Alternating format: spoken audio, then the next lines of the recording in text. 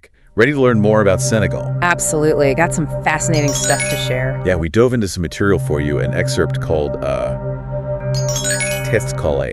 Clés. Yeah, and wow, some surprising stuff in there. Yeah, definitely thought-provoking. One quote in particular really jumped out at us from Senegal's President Macky Sall. Oh, yeah.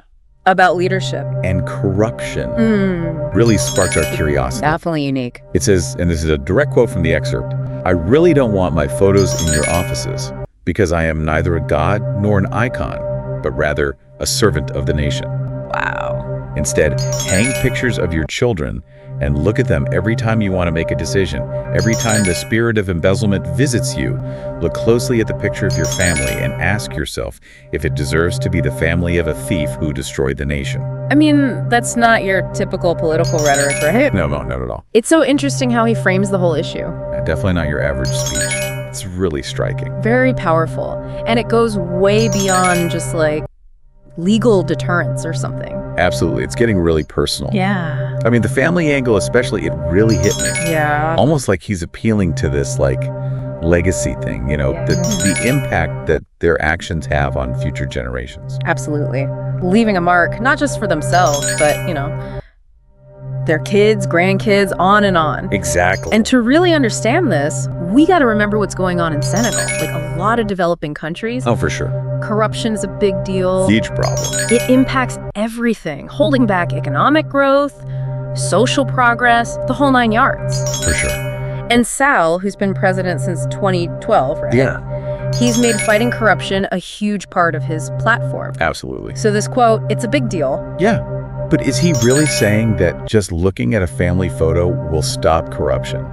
Well, I think it's a little more nuanced than that. Right. It's not saying it's some magic bullet. Right. But it's about morality, about responsibility. Like he wants leaders to have integrity, to think about the well-being of their families and their country. That makes sense. It's like he's saying, hey, what you do, it doesn't just disappear when you leave office. You know, it has consequences. Powerful stuff. But I wonder, how does this approach stack up against, like, the more traditional anti-corruption measures? Interesting question. A lot of countries, right, they rely on laws, independent agencies to investigate, transparency initiatives, you know, the usual stuff. Yeah. Senegal does that too, but they also have this personal values angle, which is unique. Whether it's more effective, tough to say. Right. But it definitely shows they get that corruption. It's complicated. Absolutely. It's not just a legal problem, it's a human problem. Makes you wonder, could this work elsewhere? Maybe, but remember, every country's different. Oh, yeah, good point. What works in Senegal might not work somewhere else. There's no easy answer, no one-size-fits-all solution. Makes sense. So for our listeners out there, what are the big takeaways from our deep dive into Senegal and President Sall's perspective on this? I think the most important thing is that connection he makes between personal ethics and being a public servant. Right. It's like being a leader isn't just about power, it's about responsibility. And that responsibility goes beyond the individual, to their families and the whole nation. Exactly. So think about it. What if every leader made decisions with their family's futures in mind? Would the world be a better place, more just, more equitable?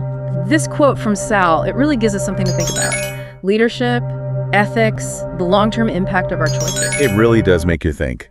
And if you're interested in learning more about Senegal, its politics, and its approach to fighting corruption, I encourage you to do so.